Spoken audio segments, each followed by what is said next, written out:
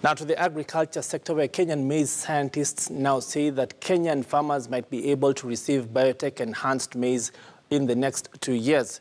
This comes as maize scientists from the Kenya Agricultural Livestock Research Organization, KALRO, harvested BT technology maize that was under confined field trials at its Kiboko farm.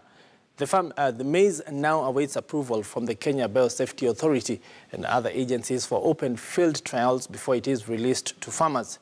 On this week's episode of The Next Frontier, Philip Keitani attended this harvest period and brings us this story.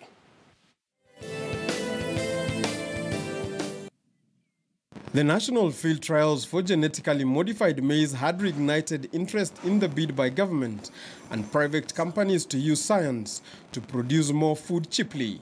The situation has been made more urgent as the population continues to grow and worsening climatic conditions. We really have to embrace what is new as a way of overcoming new challenges. Now we have the fall armyworm, we have maize lethal necrosis, so there are more challenges. With that, crop scientists in Kenya have stepped up confined field trials to evaluate the performance of the genetically modified maize that has been designed to tolerate pests and moderate drought. The essence of having these materials planted in the field is that we will be able to know what differences there are in terms of their efficiency in resisting the stem borers.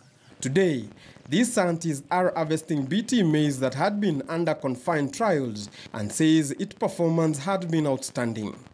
What we are doing here is really harvesting one trial, which is maize trial or maize testing, which is with the transgenic maize that is controls both insect pests and also drought tolerance. Harvesting is done systematically to ensure that data needed to be collected is not interfered with or mixed up. When we compare these materials with those that are commercially available in the field with the farmers and with some of the local seed companies in Kenya, is that the story is black and white. However, growing and consumption of BT foods remain a controversial subject globally due to concerns over the possible negative health impacts on human beings. Some of the possible health impacts have been documented in the infamous Seralini paper, which claimed that genetically modified food causes cancer, but these scientists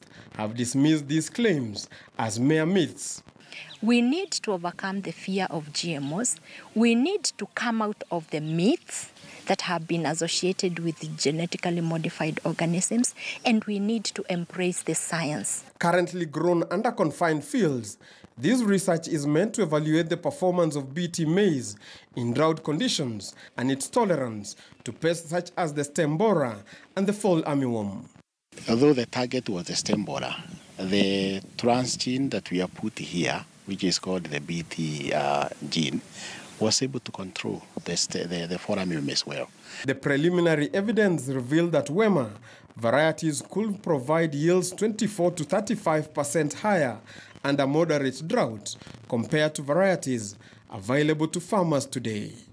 The harvesting of this maize that was under control field trials here in Kiboko, Makueni County marks the end of field trials for this maize that was developed under modern biotechnology methods, and after all data has been collected and recorded, all remaining plant materials is now destroyed through burning, as you can see behind me. Philip Keitani for The Next Frontier.